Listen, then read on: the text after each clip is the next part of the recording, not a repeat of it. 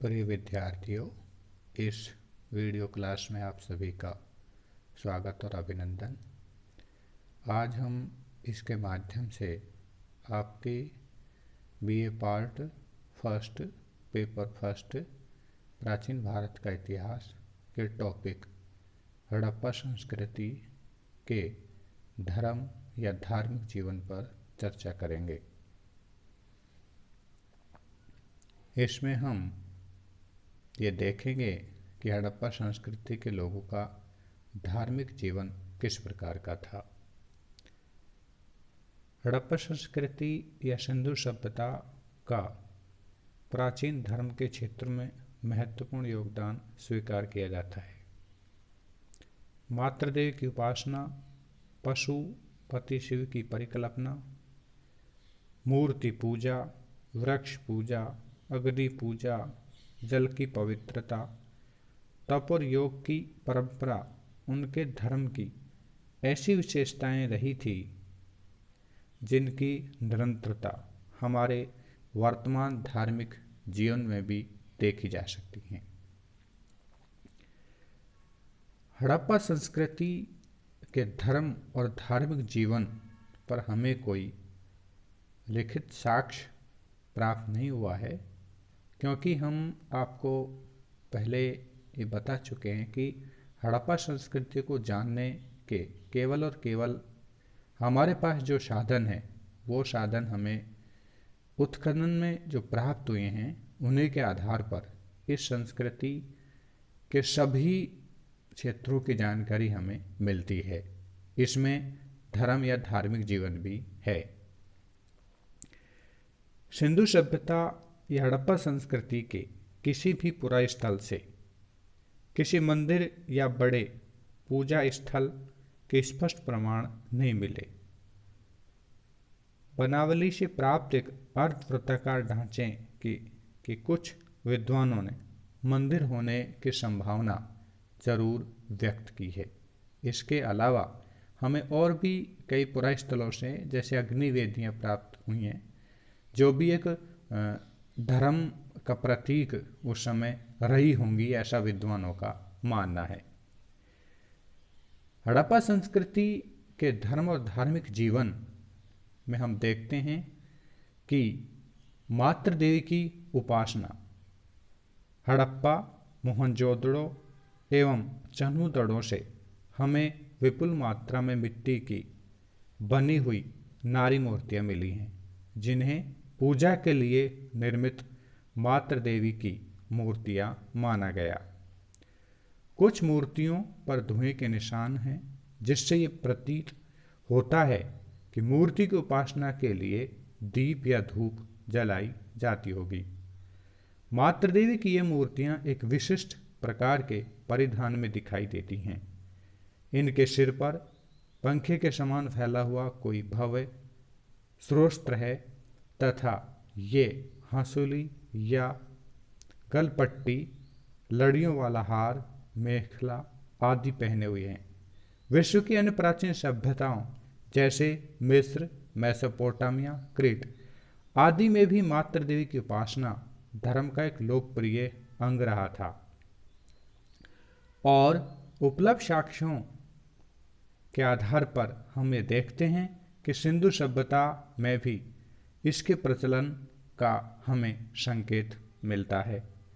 भारत में ये देवी पूजा या शक्ति पूजा की प्राचीनता का प्रारंभिक रूप हमें सिंधु सभ्यता में ही देखने को मिलता है।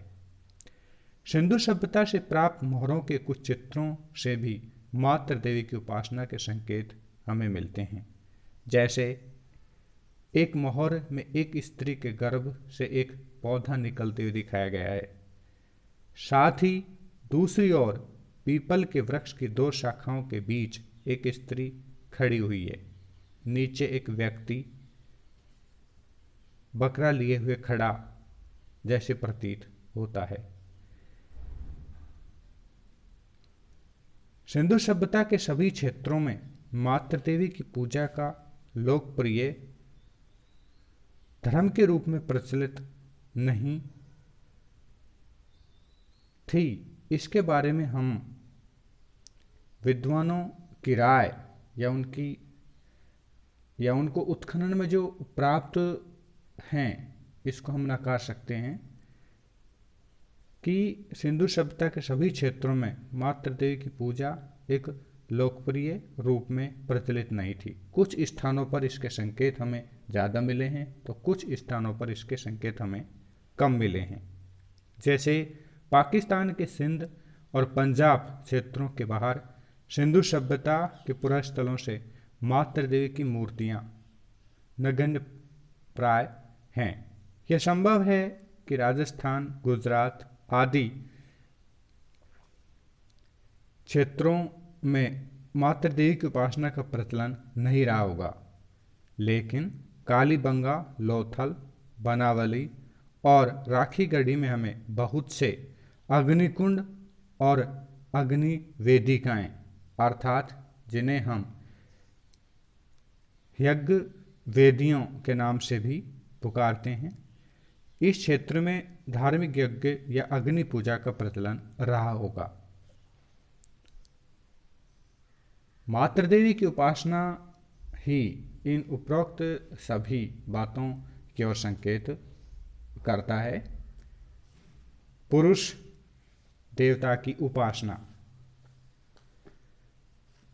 जॉन मार्शल ने मोहनजोदड़ो की एक मोहर पर अंकित देवता की ऐतिहासिक काल के पशुपति शिव का प्राक रूप माना। इस मोहर में देवता को त्रिमुख एवं पदासन मुद्रा में बैठे हुए देखा और दूसरी जगह भी हमें और इस प्रकार की जो मूर्तियां हैं वो हमें मिली हुई हैं। यहाँ हम ये पशुपति शिव की जो मूर्ति है, इसके चारों ओर एक हाथी, एक चीता, एक भैंसा, एक गैंडा एवं आसन के नीचे हिरण अंकित है। इस अंकन में शिव के 3 रूप देखे जा सकते हैं: शिव का त्रिमुख रूप, पशुपति रूप और योगेश्वर रूप। मातृ देवी और पशुपति देवता के साथ साथ सिंधु वासी या हड़प्पा संस्कृति के लोग लिंग पूजा भी करते थे।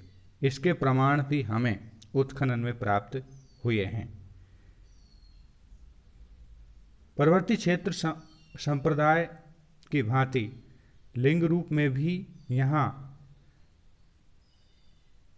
पूजा का प्रचलन रहा होगा। सिंधु सभ्यता के स्थलों से हमें पत्थर, कांसली, मिट्टी, सीप आदि से बनी हुई छोटे बड़े आकार के लिंग के समान आकृतियाँ मिली हैं। कुछ विद्वानों का यह भी मानना है कि सिंधु सभ्यता या हड़प्पा संस्कृति में लिंग पूजा शिव पूजा का अंग नहीं थी, बल्कि वह स्वतंत्र रूप से प्रचलित थी। लेकिन कुछ विद्वान इस निष्कर्ष से सहमत नहीं हैं कि सिंधु सभ्यता में लिंग पूजा किसी भी रूप में प्रचलित थी। उनके अनुसार लिंग के आकार की जो वस्तुएं उपलब्ध हुई हैं, उनका पूजा से संबंध होने के प्रमाण नहीं मिलते। जैसे HD सांखलिया के अनुसार तथाकथित लिंग गलियों एवं नालियों में पड़े हुए मिले हैं। यदि इनका धार्मिक प्रयोजन होता तो ये कमरों में स्थापित होती।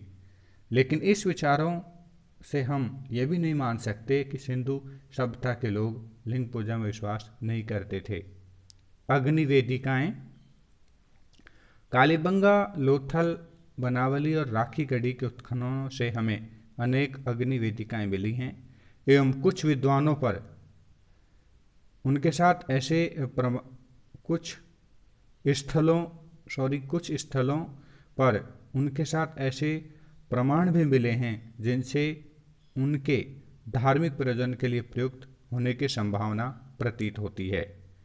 इस प्रकार हम कह सकते हैं कि ये अग्नि वेदिकाएं भी सिंधु सभ्यता के धार्मिक जीवन में अपना महत्व रखती थी। वृक्ष पूजा, पशु पूजा और नाग पूजा। कई महरों या मुहरों पर एक संग वृषभ एक सींग वाले बैल कंकन मिलता है जिसके सामने संभवतः धूप दंड रखा हुआ है। एक श्रृंगी बैल की मूर्तियां भी बहुत मिली हैं। ऐसा लगता है कि वह कोई काल्पनिक या मिथकीय पशु देवता है। अनेक छोटी छोटी मोहरों पर वृक्षों के चित्रांकन से वृक्ष पूजा का आभास होता है। हम यहाँ यह भी देखते हैं कि कातली मिट्टी से बने एक ताबीज पर एक अंकन से नाग पूजा का भी आभास होता है। जल की पवित्रता, सूर्य पूजा और ताबीज आदि के संकेत भी हमें सिंधु सभ्यता में मिलते हैं। सिंधु सभ्यता के अवशेषों में हम ये देखते हैं कि वहाँ के लोग जल की पवित्रता एवं धार्मिक स्नान की परंपरा से पूरी एक जो संकेत हमें मिलता है उसका ध्यान रखते हैं। मोहनजोदड़ो के स्नानागार के धार्मिक महत्व की संभावना यही व्यक्त करती है। कालीबंगा और राखीगढ़ी में सार्वजनिक स्थानों पर बनी अग्निवेदियों के निकट कुएं भी मिले हैं, अर्थात वो जल की पवित्रता को भी कितना महत्व देते थे। मोहरों पर स्वास्तिक चक्र, क्रॉस का अंकन काफी संख्या में मिलता है। यह संभवतः मंगल चिन्ह थे। कुछ विद्वानों के अनुसार स्वास्तिक का संबंध सूर्य पूजा से हो सकता है। मोहरों पर चक्र की तरह बने कुछ आकार या किरणें बिखेरती हुई सूर्य जैसी आकृतियों के आधार पर सिंधु सभ्यता में सूर्य पूजा की संभावना भी विद्वानों ने व्यक्त की है। योग और साधना की परंपरा। विद्वानों का अनुमान है कि सिंधु सभ्यता के लोग योग और साधना की परंपरा के अस्तित्व का संकेत भी हमें यहाँ देखने को मिलता है। इसके दो साक्ष्य हैं। पशुपति मोहर में पदासन मुद्रा में बैठे योगेश्वर शिवकांकन और मोहनजोदड़ो से प्राप्त योगी की मूर्ति जिसकी दृष्टि नासाग्रह पर टिकी है। यह जो साक्ष्य हमें यही संकेत देते हैं कि सिंधु सभ्यता या हड़प्पा संस्कृति के लोग योग और साधना से परिचित थे। मृतक संस्कार एवं पुनर्जन्म में विश्वास। मार्शल के अनुसार इस सभ्यता के लोग 3 प्रकार के से शवों का उत्सर्ग करते थे।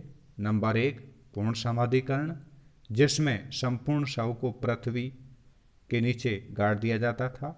आंशिक समाधिकरण, जिसमें पशु पक्षियों के खाने के पश्चात शव के बचे हुए भाग को गाड़ा जाता था। और दाह कर्म, इसमें शव जला दिया जाता था और कभी कभी भस्म गाड़ भी दी जाती थी। शवों के साथ कभी कभी विविध आभूषण, अस्त्र शस्त्र इत्यादि के साक्ष्य भी हमें उत्खनन में मिले हैं। ये वस्तुएं मृतक के उपयोग के लिए रखी जाती होंगी। इससे प्रतीत होता है कि वो पुनर्जन्म में भी विश्वास रखते थे। लोथल से एक संयुक्त सावधि मिली है जिसमें एक पुरुष और एक नारी कंकाल साथ साथ मिले हैं। कालीबंगा से स्मारक सावधि भी मिली है जिसे अस्थिविहीन लेकिन सावधि सामग्री युक्त है। इस प्रकार हम देखते हैं कि हड़प्पा संस्कृति का धार्मिक जीवन या धर्म किस प्रकार का रहा था।